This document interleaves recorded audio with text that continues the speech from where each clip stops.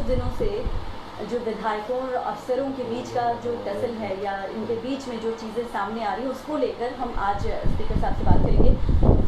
Sir मुझे ये बताइए कि अभी कल भी आपने इसी मुद्दे पर लेकर प्रेस कॉन्फ्रेंस की, थोड़ा सा बताइए कि आज आपने जो आपकी बातचीत थी उसमें क्या कुछ किया?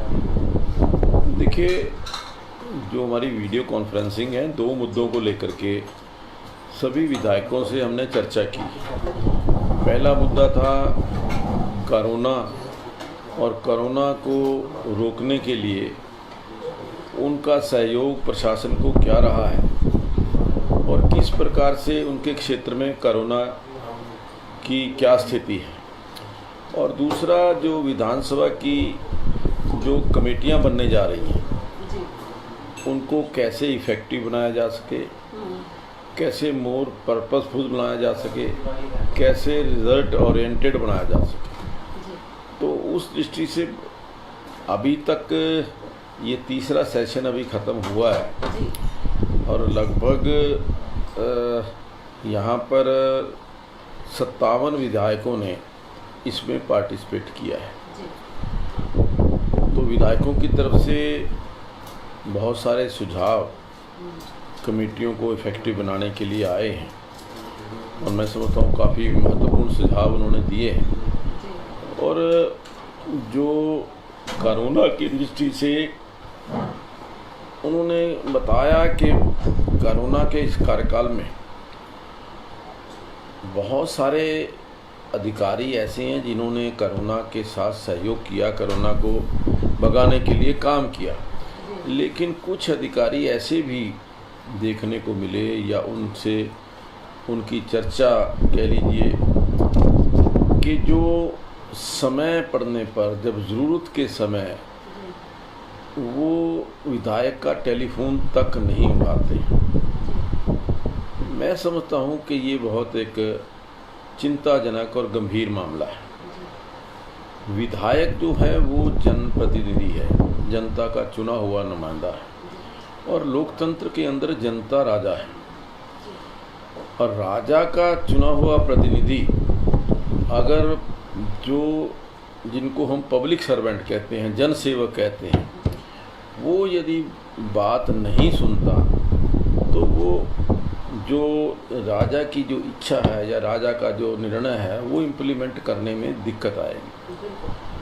तो इसलिए अधिकारियों को जो इस काम में लगे हुए हैं, जिनकी ड्यूटी ये जनसेवा की है, इस प्रकार से विधायकों को इग्नोर करना या उनकी उपेक्षा करना या उनका अपमान करना, मैं समझता हूँ कि बिल्कुल ठीक नहीं है। मेरे को कुछ विधायकों ने कहा कि हम रिटर्न में शिकायत भेजेंगे और जब रिटर्न में उनकी शिकायत आएगी तो उसके पश्चात हम जो हमारी विधानसभा की प्रिविलेज कमेटी है, जो विधायकों के मान और सम्मान की रक्षा के लिए कह लीजिए, जो इस प्रकार से गंभीर मामले आते हैं उनकी सुनवाई करके उनके ऊपर अनुशासनात्मक कार्रवाई कर सकती है। तो उस हम प्रिविलेज कमेटी के अंदर ऐसे विषयों को लेकर के जाएंगे ताकि अधिकारी जो हैं सचेत रहें और जो जन सेवा करने में तत्पर रहें। सर, ये पहला मामला नहीं है जब ब्यूरोक्रेट्स को लेकर या अफसरों को लेकर इस तरह की शिकायत सामने आती है। हमने देखा है कि इससे पहले भी कई बार ऐसे विधायक जो हैं वो सामने ऐसे खुलकर कभी बोल नहीं पाते, लेकिन इशारों में या इनडायरेक्टली वो ये चीज़ें सामने लाते रहते हैं कि कोऑर्डिनेशन की बेहद कमी है और उस कमी की वजह से पूरा सिस्टम जो है वो कहीं ना कहीं हिला हुआ रहता है या फिर काम जनता तक नहीं पहुंच पाता। तो ऐसे मामलों में थोड़ी सी सख्ती बरते जाने की क्या ज़रूरत है, आपको ऐसा लगता है? देखिए, बिल्कुल जैसा मैंने कहा कि विधानसभा का अध्यक्ष होने के नाते विधानसभा के सभी जो हमारे 90 सदस्य हैं उनके मान और सम्मान की रक्षा करना और उनकी दुख और तकलीफ़ को सुन कर के उस पर कार्रवाई करना, ये मेरा कर्तव्य है। तो उसके लिए मुझे जो भी कानूनी ढंग से कार्रवाई हो सकती है, कानूनी तरीके से उसके ऊपर जो कार्य हो सकता है चाहे वो प्रिविलेज कमेटी के माध्यम से या किसी और माध्यम से। मैं इतना कहना चाहूँगा कि विधायकों के मान और सम्मान की रक्षा जो है वो हम करने का प्रयास करें। सर किन किन ज़िलों से ऐसी शिकायतें आ रही हैं ज़्यादा? देखिए इसमें ज़िलों का ना कह करके विधायक की व्यक्तिगत अच्छा उनकी शिकायतें हैं। कोई ज़िला की सामूहिक शिकायत ऐसा नहीं है। कुछ पर्टिकुलर एक्सपीरियंस है जनता के जो विधायकों के जो उन्होंने शेयर किए हैं। मैं समझता हूँ कि वो जब उनकी लिखित रूप में शिकायत आएगी उसके बाद ही कोई पिछले दिनों जींद में एक विवाद हुआ है एमएलए और सीएमओ के बीच में नौकरी को लेकर। तो एमएलए ने बयान दिया था कि मैं इसकी शिकायत विधानसभा अध्यक्ष और मुख्यमंत्री को करूँगा। क्या उसकी कोई शिकायत आई? नहीं, अभी मेरे पास कोई शिकायत अभी तक नहीं आई। अच्छा, लेकिन ये हुआ था सर? नहीं, जब तक देखिए बात यह कि बहुत सारी चीज़ें कई बार होती हैं, फिर वहीं पे विवाद सुलझ जाता है आपसी सहमति से, लेकिन जब तक हमारे पास कोई लिखित रूप से नहीं आएगा तब तक हम कोई भी कार्रवाई किसी पर कर नहीं सकते। जी, अब हम सर प्रदेश में जो इस समय कोरोना को लेकर जो स्थिति है उस पर थोड़ा सा हम आपसे जानना चाहेंगे। अभी सिचुएशन आपको क्या लग रहा है कि सर, जैसे कि दावा किया जा रहा है कि स्थिति अंडर कंट्रोल है और मरीज मतलब रिकवरी रेट जो है बहुत अच्छी जा रही है, तो क्या लगता है आपको आज इस समय प्रदेश में क्या स्थिति है? देखिए, जहाँ तक कोरोना की स्थिति है दूसरे प्रदेशों की बनिस्बत हरियाणा की स्थिति बहुत अच्छी है, काफ़ी अच्छी है। यहाँ पर जो कोरोना के रोगी हैं उनका रिकवरी रेट 65% है। बाकी जो मैं समझता हूँ कि जो राष्ट्रीय दर है उससे कहीं अच्छा है। और कोरोना के मरीजों को जिस प्रकार से यहाँ पर सहायता भी दी गई है, उनका इलाज भी किया गया है, उनका ध्यान भी रखा गया है। मौतें 14 डेथ्स यहाँ पर अभी तक हुई हैं। मैं समझता हूँ कि एक भी डेथ नहीं होनी चाहिए, लेकिन फिर भी प्रशासन की तरफ से, सरकार की तरफ से कोरोना को कंट्रोल करने के लिए बहुत कदम उठाए गए हैं और उसी का परिणाम है कि आज मैं समझता हूँ कि हरियाणा दूसरे प्रदेशों की स्थिति में काफ़ी जो है सुरक्षित है। सर पंचकुला में एक बार पूरा क्लियर हो गया तो कोरोना मुक्त हो गया, फिर से आ रहे हैं केसेस सामने आ रहे हैं, तो क्या आपको ऐसा लगता नहीं है कि कहीं ना कहीं हम सिस्टमेटिक तरीके से चीज़ों को संभालने में मतलब लैक कर रहे हैं? नहीं, देखिए मैं एक बात कहना चाहूँगा कि ये कोई भ्रम ना पाले कि कोरोना ख़त्म हो गया है। कोरोना आज ज़्यादा है, कल कम हो जाएगा, फिर ज़्यादा हो जाएगा। ये क्योंकि आज शायद हमने सोच लिया कि लॉकडाउन 4 के अंदर बहुत सारी चीज़ें खोल दी हैं हमने, और उसके लॉकडाउन खुलने से कोरोना ख़त्म हो गया। मुझे तो आशंका है व्यक्तिगत तौर पर कि लॉकडाउन 4 के अंदर केसेस ज़्यादा बढ़ सकते हैं, क्योंकि जिस प्रकार से सोशल डिस्टेंसिंग को लेकर के उसकी अवहेलना हो रही है, सोशल डिस्टेंसिंग का ख्याल नहीं रखा जा रहा, और सख्ती करने की आवश्यकता है और इसके ऊपर ज़्यादा कड़ा पहरा देने की आवश्यकता है।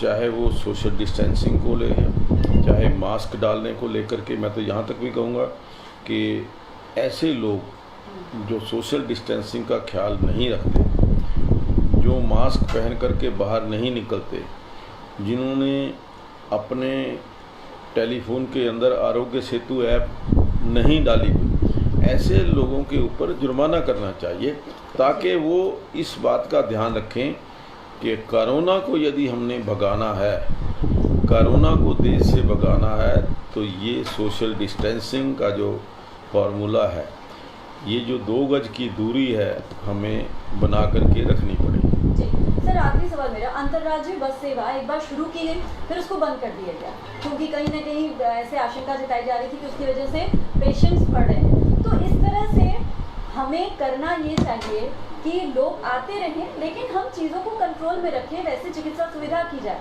ये नहीं कि हम अंतर्राज्यीय बस सेवा को फिलहाल रोक दें। कभी ना कभी तो सर शुरू करना ही पड़ेगा और तब ये सिचुएशन आएगी ही सर। क्या आपको ये फैसला सही लग रहा है? नहीं, मैं समझता हूँ कि बिल्कुल सही फैसला है जी। जो निर्णय लिया गया है, क्योंकि अभी पिछले दिनों देखने के अंदर आया कि हमने यहाँ से काफ़ी बसें जो हैं दूसरे प्रदेशों के अंदर, चाहे वो प्रवासी मजदूर थे या दूसरे लोग थे, उनको छोड़ने के लिए भेजा।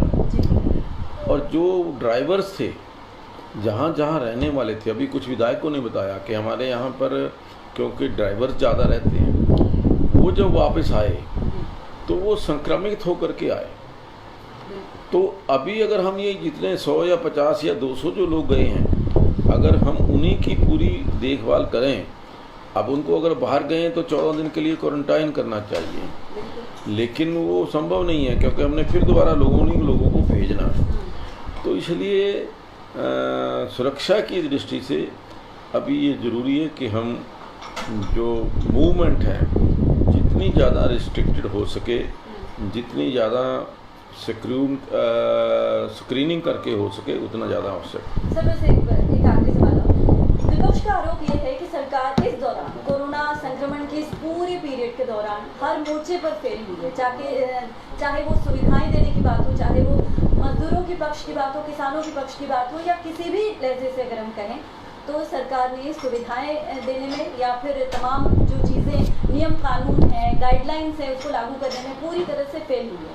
आप क्या कहेंगे? देखिए, मैं समझता हूँ कि जो विपक्ष है उसको केवल विपक्ष के नाते, विपक्ष के सिर्फ विरोध करने के विरोध नहीं करना चाहिए। यही विपक्ष था जो कह रहा था कि अपने जो हमारा जीडीपी है 5% जीडीपी के अनुसार जो पैकेज आना चाहिए, केंद्र सरकार ने 10% जीडीपी के अनुसार उनको पैकेज दिया, फिर भी वो क्रिटिसाइज कर रहे हैं। जो 5 की मांग कर रहे थे, अब 10 के मिलने के पश्चात केवल विरोध के लिए विरोध नहीं होना चाहिए। और मैं समझता हूँ कि आज के इस काल के अंदर, संक्रमण काल के अंदर, अपनी सभी राजनीतिक एफिलिएशंस को भूल करके हम सबको मिल करके इसको, सबसे पहले हमारा लक्ष्य कोरोना को भगाने का है, कोरोना को यहाँ से दूर करने का है। उसके लिए सभी का सहयोग आवश्यक है। उसके अंदर कहीं पर भी कोई राजनीतिक चीज़ें सामने नहीं आनी चाहिए। शुक्रिया सर, बहुत बहुत।